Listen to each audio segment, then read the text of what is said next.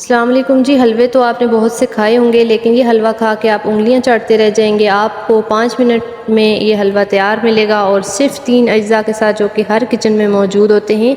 तो चलिए, इसके लिए एक पैन में आधा कप आप ऑयल गरम करेंगे और इसमें 1 कप बेसन डाल देंगे। इसको हल्की आंच में भूनेंगे, इसका कलर चेंज हो जाए और इसमें से खुशबू आने लगे। ख्याल रहे कि बेसन जलना नहीं चाहिए। फिर इसमें 1 कप पानी डाल देंगे और इसको थोड़ा सा पकाने के बाद 1 कप ही चीनी शामिल कर देंगे। 1 मिनट तक मज़ीद पकाएंगे कि चीनी मिक्स हो जाए और पैन से अलहदा हो जाए। लीजिए, बेसन का हलवा तैयार है। रेसिपी को सेव कर लीजिए और जब भी बनाएं मुझे ज़रूर बताइएगा कि आपकी ये रेसिपी कैसी बनी। दुआओं में याद रखिएगा। Thanks for watching. अल्लाह हाफिज़।